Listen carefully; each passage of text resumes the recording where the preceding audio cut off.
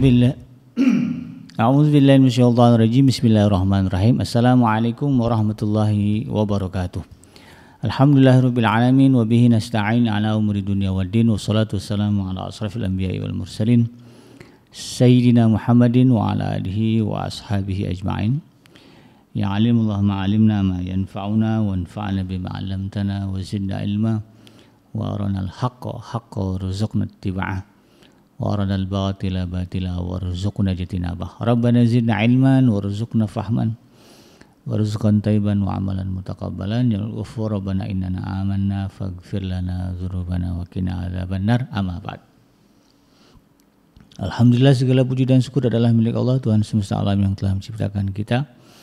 Dan karena rahmat dari Allah Subhanahu wa taala, kembali kita berjumpa di channel iDream TV dalam program Tadabbur Al-Qur'an, di mana insyaallah kita akan coba ya memahami sedikit demi sedikit, bahagian demi bahagian apa yang Allah firmankan di dalam Al-Qur'an untuk menambah keimanan kita kepada Allah.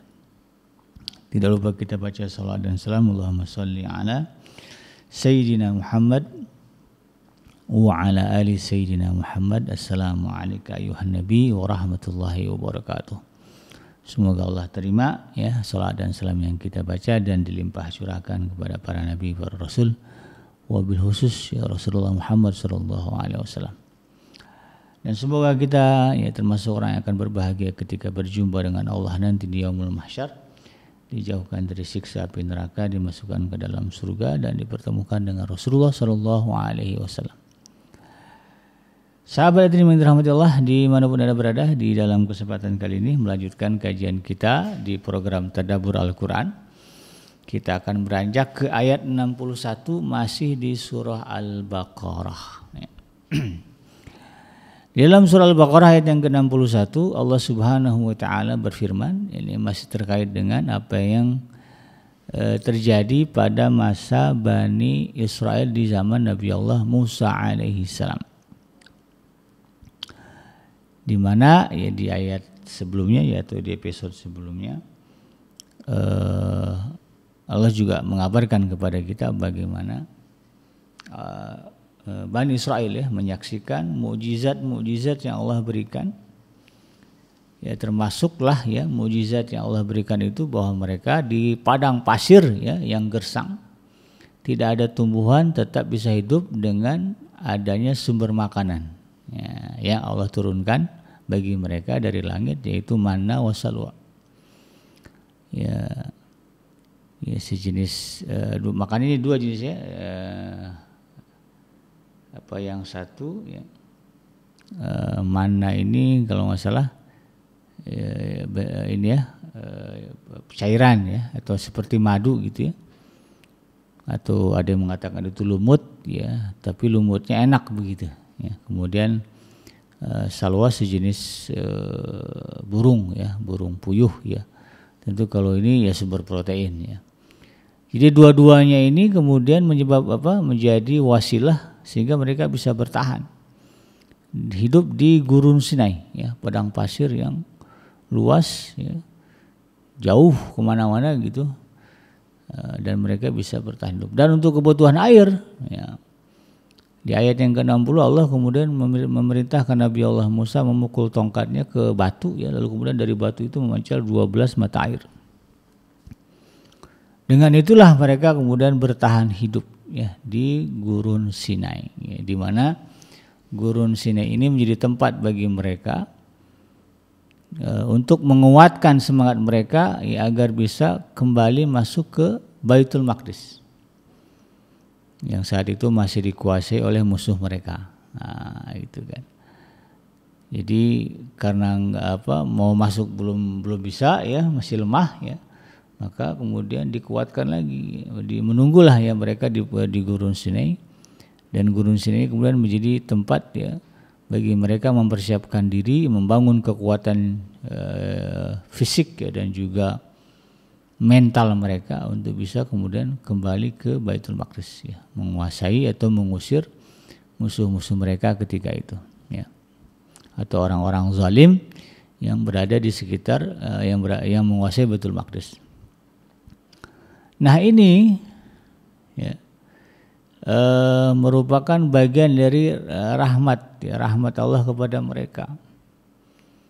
Ya, tadi dia mana dan salwa, kemudian dikasih air gitu. Padahal di gurun, ya. Ya di gurun ya pilihannya ya mereka kalau nggak makan itu sih, kalau nggak minum kemudian nggak makan ya mereka mati.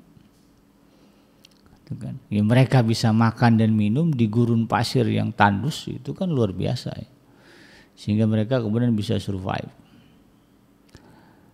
Nah ternyata sahabat Adrim yang dirahmati Allah ya di ayat yang ke-61 ya Allah menunjukkan bagaimana tabiat ya tabiat asli orang-orang Bani Israel atau umat dari Nabi Allah Musa alaihissalam yang degil ya atau nakal bandel ya. Jadi yang modelnya ini yang betul-betul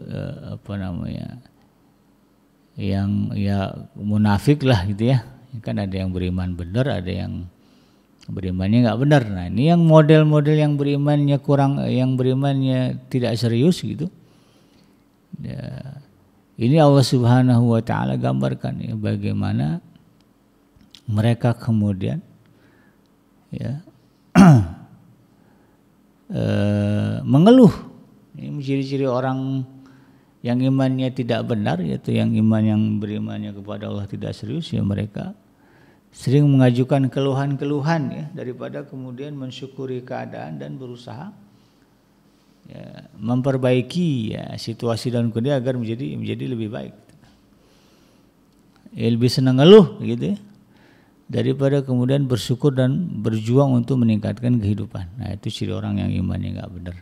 Sebagaimana yang terjadi pada masa Nabi Allah Musa alaihissalam pada orang-orang Israel atau Bani Israel. Di ayat ini, di ayat yang ke-61 Allah Subhanahu wa taala mengabarkan kepada kita wa iz qultum ya Musa ya. Ya. Dan ingatlah. Nah, jadi ini ayat ini ya bicara asbabun nuzulnya. Ini Rasulullah ya sampaikan kepada orang-orang Yahudi dulu ya di masa beliau. Ya wa iz qultum ya Musa, ingatlah ketika kalian dulu ya bangsa kalian dulu gitu. Rasulullah ya mengatakan menyampaikan ini kepada orang-orang Yahudi ya. Ini kan bagian dari berita gaib ya. Wa iz qultum ya Musa lan nasbiru ala ta'amin wahid. Ya, lan nasbiru dan lan nasbiru kami sungguh tidak bisa bersabar ya, atau tidak, kami ini nggak tahan ya, lan nasbiru kami udah nggak sabar, udah nggak tahan dah gitu ya, ala ta'ami wahid ya, hanya dengan satu jenis makanan. Ya.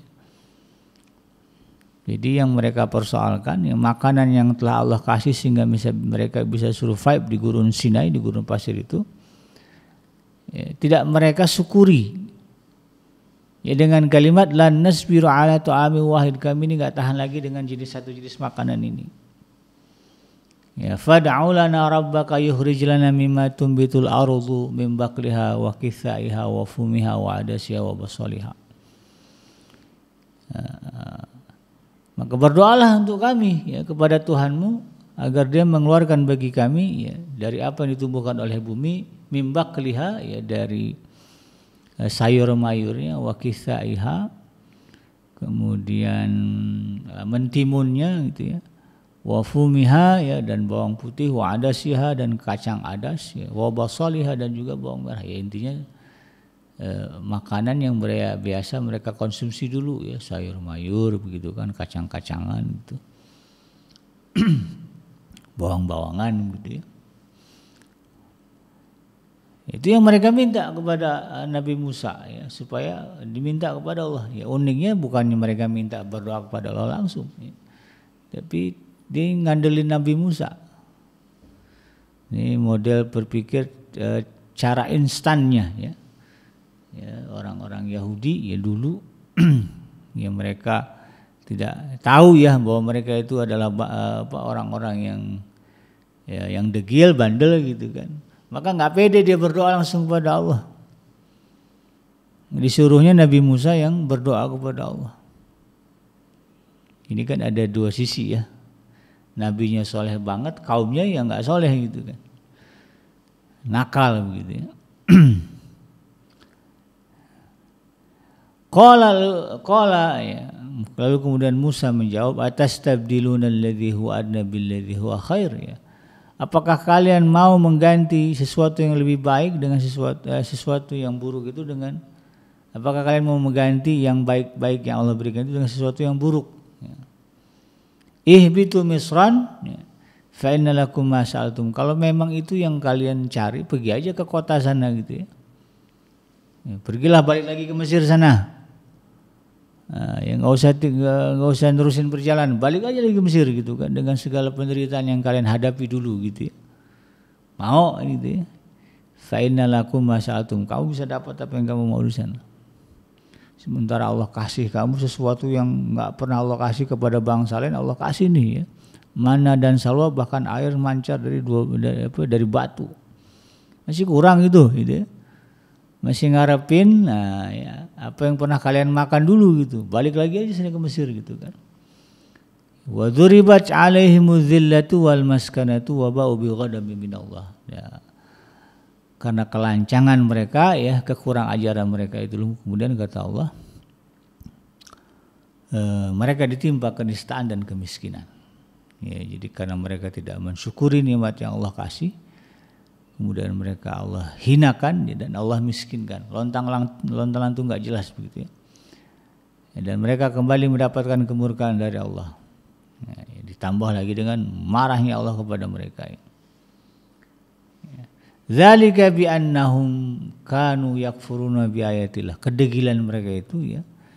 Ya, itu disebabkan bahwa mereka dulu ya, mengingkari ayat-ayat Allah, wa yaqtuluna an-nabiyina bi ghairil haqq. Ya, bahkan mereka sanggup membunuh para nabi yang pernah diutus kepada mereka ya, dengan cara yang tidak benar ya. Dengan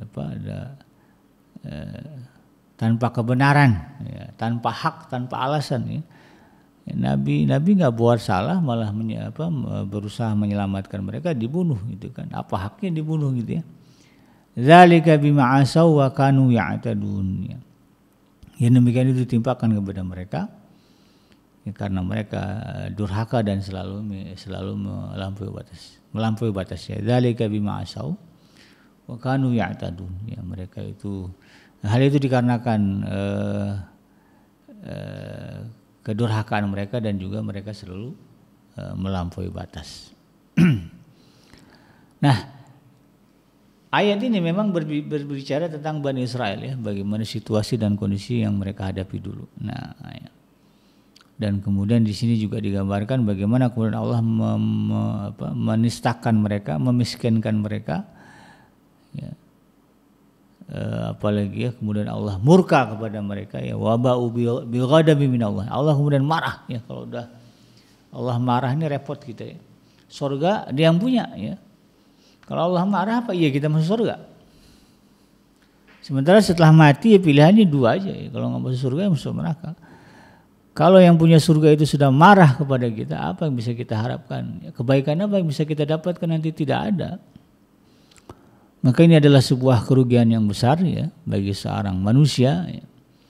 Ketika dia hidup di alam dunia, yang dia dapat hanyalah kenistaan dan kemiskinan plus kemurkaan dari Allah. Nah, ibrahnya bagi kita, nah kalau kita nggak mau begitu, ya nggak mau kemudian Allah nistakan, Allah hinakan, ya dipandang rendah kan orang Yahudi sampai sekarang kan. Apalagi sekarang ini berbagai negara ya rakyatnya sudah menunjukkan ya bagaimana mereka tidak suka kepada orang-orang Israel, orang Yahudi ya. Ya walaupun sudah dipoles-poles ya dengan media massa ya. Ya, tetapi kemudian secara umum ya masyarakat dunia sekarang sudah muak ya, sudah geli jijik ya dengan orang-orang Israel. Itu bentuk kenistaan ya. Wabah kemudian wal maskanah ya, wa dzuribat alaihimuz zillah ya, Allah timpakan kepada mereka kenistaan, wal maskanah dan juga kemiskinan. Ya. Ya hidupnya mereka itu enggak pernah cukup gitu kan. ya, meresana meresini gitu ya, ngakalin negara orang gitu ya. Ya, supaya kemudian dia bisa makmur begitu. Nah, itu kan miskin itu ya. Bah, kalau di zaman Rasulullah mereka malah lontang itu nggak jelas ya, karena tidak ada bangsa yang kemudian mau menerima mereka. Wabau bighadabi minallah, dan yang lebih parah dari itu mereka kemudian mendapatkan kemarahan dari Allah Subhanahu wa taala. Nah, ketiga hal ini kan tentu kita ingin jauh ya, kita ingin menghindari hal itu menimpa kepada diri kita. Maka yang paling penting dari ayat ini yang harus kita cegah dari diri kita adalah ya, sebagaimana penggalan ayat di atas ya, yaitu kalimatnya lan waqalu ya, lan nasbiru ala ta'ami wahid. Nah, yang pertama ya, tidak mensyukuri nikmat yang Allah berikan dengan kalimat kita tidak bisa sabar. Ya, mereka tidak bisa bersabar dengan situasi dan kondisi yang ada pada mereka, padahal itu adalah kebaikan. Ya, Allah sudah kasih mereka di posisi, Allah sudah tolong mereka, ya bayangkan di padang pasir, lalu kemudian Allah kasih, Allah bisa ya menumbuhkan apa yang mereka mau, tetapi kan ini bagian dari ujian dari Allah. Ya. Dikasih aja makanan ya 2 jenis itu ya, mana dan salwa plus air. Ya, roti nggak ada gitu ya, sayur mayur nggak ada gitu, buah-buahan juga nggak ada. Tapi dengan itu mereka bisa survive di padang pasir ya, untuk memotivasi semangat mereka agar kemudian bisa melawan musuh mereka dan kembali ke negeri mereka gitu kan. Atau menguasai Baitul Maqdis. Tapi kalimat yang muncul dari lisan mereka adalah lan nasbira, kami udah nggak tahan, kami nggak sabar. Nah, sementara sahabat Adrim ya, sebagaimana disebutkan di dalam Al-Quran banyak ayat, sifat sabar ini adalah sifat wajib bagi seorang mukmin. Yang namanya mukmin, yang namanya orang yang beriman kepada Allah harus punya sifat sabar. Kalau dilihat di dalam Al-Quran, kata sabar itu, perintah sabar itu diulang-ulang. Bahkan di dalam beberapa ayat yang Allah tegaskan bahwa sabar itu termasuk urusan yang wajib diutamakan. Min azmil umur, urusan yang besar. Jadi satu amalan yang besar, ya satu kebaikan yang besar. Ya, sebagaimana misalnya Allah sebutkan di dalam surah Luqman ayat yang ke-17 ya. A'udzubillahi minasyaitonirrajim. Ya bunayya aqimis sholata wa'mur bil ma'ruf wanha 'anil munkar wasbir 'ala ma asabak. Inna dzalika min azmil umur ya. Wahai anakku, kata Luqman, tegakkanlah salat ya, dan seluruh orang untuk berbuat kebaikan dan cegahlah mereka dari kemunkaran. Wasbir ala ma asabak, dan bersabarlah terhadap apapun yang menimpa kamu. Inna dzalika min azmil umur, karena yang demikian itu semuanya adalah termasuk ke dalam hal-hal yang diwajibkan oleh Allah. Min azmil umur, urusan yang patut diutamakan. Jadi dibahasakan, diterjemahkan dengan kalimat wajib. Jadi sifat ya setara ini ya, sabar itu dengan perintah salat. Kan di awalnya aqimis shalah wa amur bil ma'ruf wanha 'anil munkar. Tegakkan salat, suruh orang berbuat amar ma'ruf nahi munkar ya, lalu kemudian wasbir 'ala ma asabak, bersabarlah terhadap apa yang terjadi dalam hidupmu. Sifat sabar ini Allah wajibkan ya, bagi setiap mukmin ya, orang yang beriman kepada Allah dari zamannya Nabi Allah Adam alaihissalam sampai nanti umat terakhir ya, harus punya sifat sabar. Dan mereka justru itu yang kemudian mereka katakan lan nasbiro, kami udah gak bisa sabar lagi ya, ini adalah sebuah pelanggaran. Jadi ketika kita sudah ya, menunjukkan kepada Allah kita itu udah nggak sabar ya, udah putus asa ya dari rahmat Allah. Nah, ini adalah sebuah kesalahan yang akan menjerumuskan kita kepada kenistaan, kemiskinan, dan juga kemurkaan dari Allah Subhanahu wa taala. Jadi bagi orang Islam tidak ada kamus sebut sabar itu ada batasnya. Nah, selagi kita hidup, selagi itulah kita harus bersabar. Jadi istilah pepatah apa itu ya, Sabar itu ada batasnya. Ya batasnya kapan? Nanti mati gitu ya. Kalau udah mati ya nggak ada lagi cerita sabar ya. Bahkan sabar nggak berguna kalau udah mati. Sebagaimana Allah sebutkan di dalam surah Al-A'raf ya. Orang-orang yang masuk ke dalam neraka itu kemudian berteriak, bukan masuk ke dalam neraka ya. Ketika mereka divonis masuk ke dalam neraka, mereka bingung gitu kan. Lalu kemudian berusaha untuk bersabar. Ya. Lalu kemudian ya, apa kesimpulan mereka? Sawaun alaina ajazina am sabarna malana min mahis. Ya, bagi kita itu sabar enggak sabar, mau sabar atau mau mengeluh tidak ada bedanya, sama aja, enggak ada manfaatnya. Ya, malana min mahis, tidak ada tempat kemudian bagi kami untuk bisa selamat. Nah, itu kata orang yang sudah di akhirat nanti. Jadi di dunia inilah kita bersabar, batasnya adalah ujung kehidupan kita. Tapi kalau yang maksud sabar masih dalam hidup, wah, itu tidak ada. Dan karena ucapan ini ya, lan nasbir ala ta'amin wahid, kami udah enggak sabar lagi, udah enggak tahan lagi dengan satu jenis makanan yang Allah kasih kepada kita. Ditambah lagi apa? Fad'u lana rabbaka yukhrij lana ya. Maka berdoalah ya. Maka mintalah kepada Tuhanmu untuk kami. Jadi mereka itu adalah orang-orang yang malas. Mereka adalah orang yang suka mengandalkan orang lain. Nah, ini juga sifat buruk ya.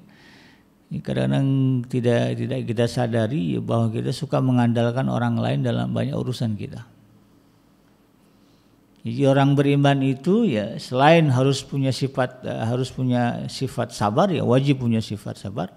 Orang beriman juga ya, seharusnya hidupnya itu berdikari mandiri, tidak mengandalkan orang lain kecuali dalam urusan kepasrahan kepada Allah. Ya. Jadi kan kalimatnya berazam betul-betul baru berserah diri kepada Allah. Ya. Jadi orang Islam itu adalah orang yang Allah syaratkan, ya Allah wajibkan mandiri, kuat, ya berdikari. Ya. Tidak mengandalkan orang lain. Makanya Allah ajarkan banyak hal yang memang harus kita kerjakan sendiri. Doa, ini ada doa yang bagus. Berdoalah langsung kepada Allah. Kenapa mesti kemudian mengandalkan orang lain? Ya. Jadi kalimat di sini fad'u lana rabbaka yukhrij lana mimma tumbitul ardh. Ya.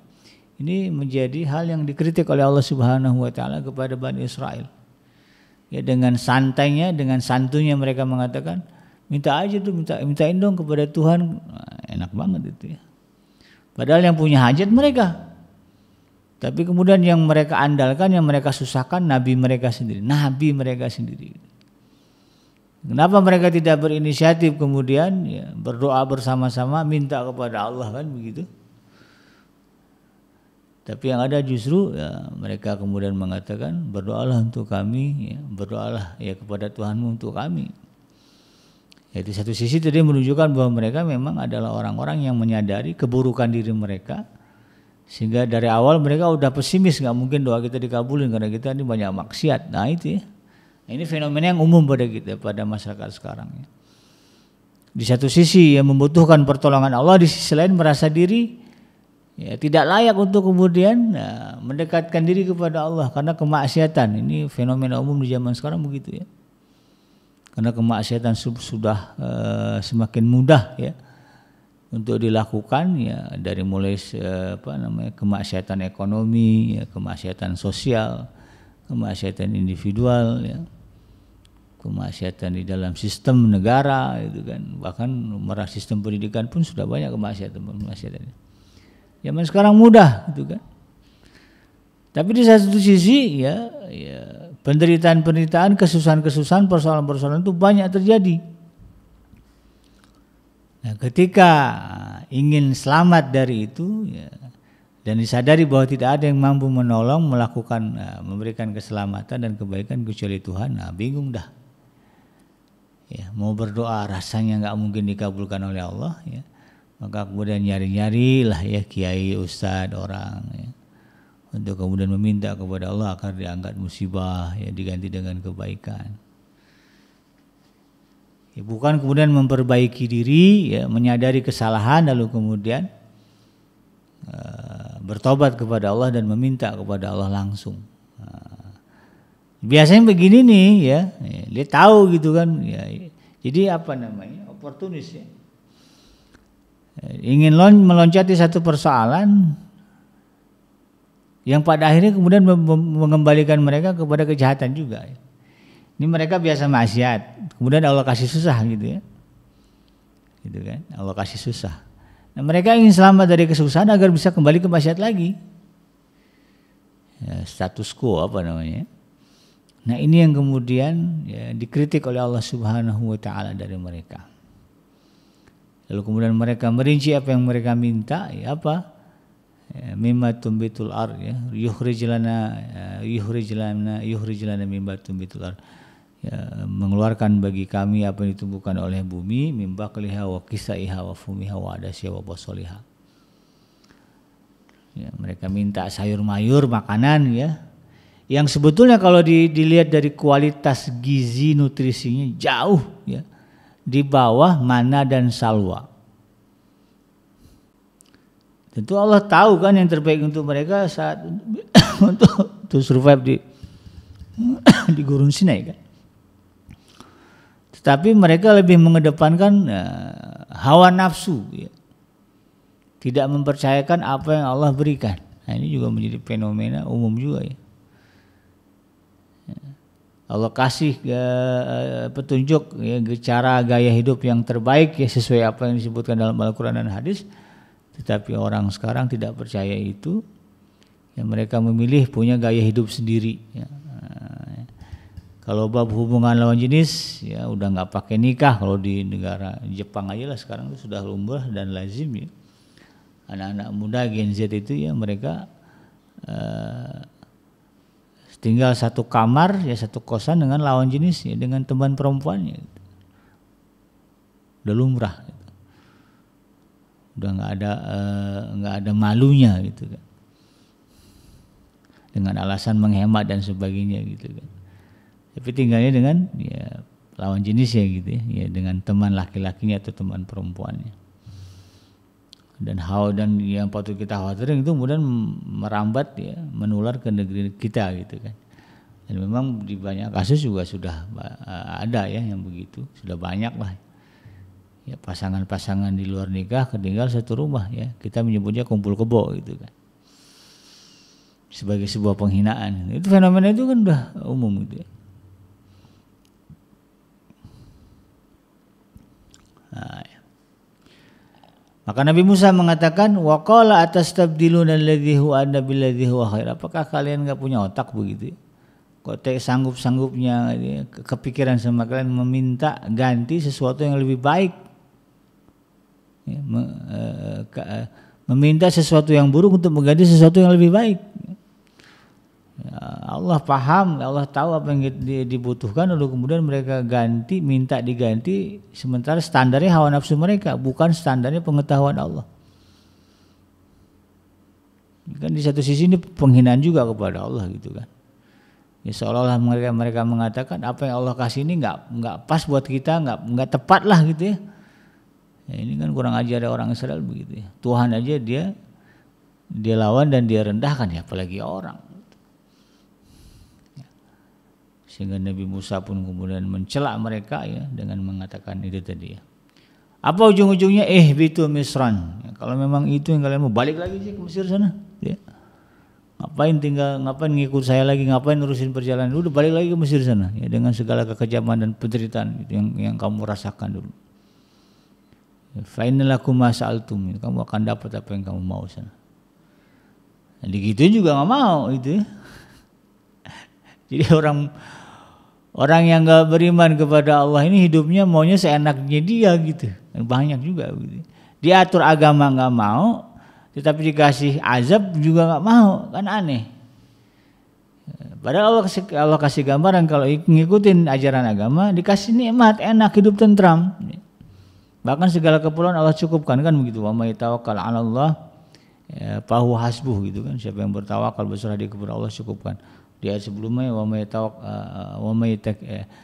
yattaqillah yaj'al lahu makhrajan wa yarzuqhu min haitsu la yahtasib.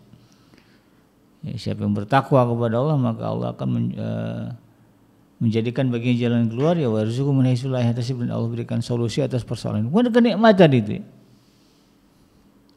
Tapi mereka banyak kita yang kemudian nggak mau milih itu. Tapi milih di luar itu yang Allah sudah katakan, kalau jalan di luar Al-Quran yang kalian tempuh, hidup kalian kacau balau gitu kan, nggak teratur. Tapi manusia lebih milih hidup seenaknya sendiri, tidak mengikuti hukum Allah. Ketika Allah sudah turunkan siksa, ya, karena namanya hidup, Allah kan sudah tahu, Allah kan maha tahu. Allah kasih standar hidup yang memang membuat kita aman,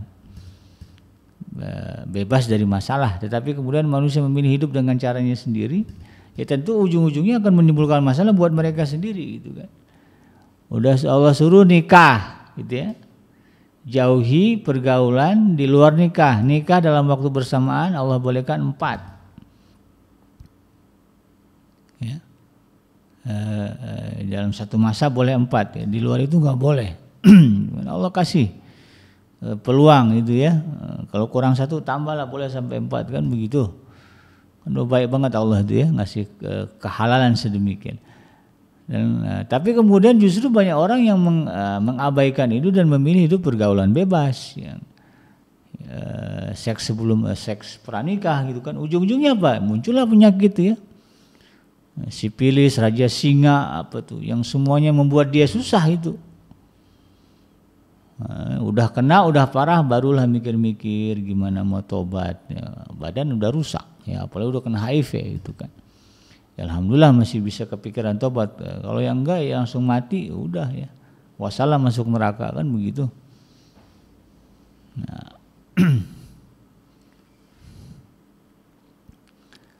nah itulah kondisi ya, yang anehnya ya manusia, dan itu memang pernah terjadi pada Bani Israel. Kadang-kadang kita mencela Israel, tapi bisa jadi ya kehidupan kita mirip-mirip Israel. Nah ini kita bersihkan, kita buang ya, jangan sampai kemudian kita menempuh jalan seperti jalan yang ditempuh oleh Bani Israel dulu ya. Dan Allah katakan wadribat 'alaihimudz zillatu wal maskanah ya, wa ba'u bi ghadabin minallah. Nah ini yang kemudian menimpa mereka ya, dinistakan, dimiskinkan, ya, dimurkai. Dzalika bi annahum kanu yakfuruna bi ayatillah wa yaqtuluna nabiyina bi ghairi haqq, dzalika bima asaw wa kanu ya'tadun. Jadi inilah yang kemudian kita harus pahami ya, bagaimana hidup kita seharusnya agar kemudian kita tidak ditimpa ya kesusahan ya, baik di dunia maupun di akhirat. Yang paling mudah sebetulnya adalah sami'na wa ata'na. Kami dengar apa yang Allah terangkan di dalam Al-Quran dan kemudian kami taati, kami patuhi. Allah larang riba, saya nggak riba ya, walaupun ya dimudahkan. Sekarang ini kan bank banyak telepon ya, saya punya istri itu berapa kali diteleponin bank ya. Dok mau nggak nih ya, ada tawaran ini murah, dia apa bunganya kecil bla bla bla. Udah itu ngadep ke saya, gimana nih Pak? Haram saya bilang kan. Alhamdulillah ya, dicegah juga. Jadi mudah ya sekarang nih orang untuk melakukan kemaksiatan. Jadi Allah sudah gariskan yang haram-haram, kita nggak kerjakan. Allah larang kita berzina, kita berusaha. Ya, kalau zaman sekarang ini kalau mau zina mudah banget katanya. Ada handphone di tangan, ya, ada aplikasinya, tinggal ketik-ketik, ya, tentukan lokasi, jadi zina. Ya, nauzubillah min dzalik.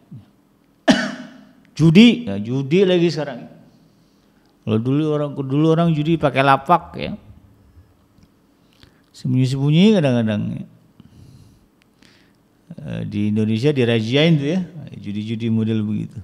Sekarang nggak usah kemana-mana, di kamar bisa main judi, di kantor bisa main judi. Bahkan kadang-kadang nggak pernah juga saya di teras musola ya. Megang handphone rupanya main judi ya. Habis sholat main judi, udah kecanduan begitu ya. Mudah sekali. Dan kalau itu semua kita lakukan ya, maka yang terjadi adalah kerusakan ya, yang dalam bentuknya apa itu tadi, kenistaan ya, kemudian kehinaan ya, kemiskinan, dan juga kemurkaan dari Allah Subhanahu wa taala. Itu yang terjadi ketika kita ya, tidak bersabar atas apa yang menimpa dalam kehidupan kita ya, lebih banyak mengeluh kepada Allah daripada kemudian berikhtiar memperbaiki situasi dan kondisi dalam kehidupan kita. Demikian sahabat Adri, mudah-mudahan bermanfaat, yang mendatangkan dari Allah dan yang salah semata-mata dari kealfan dan kelapan saya pribadi. Saya bikin pamit undur. Subhanakallahumma rabbana wa bihamdika asyhadu an la ilaha illa anta astaghfiruka wa atubu ilaik. Walhamdulillahirabbil alamin. Wassalamualaikum warahmatullahi wabarakatuh.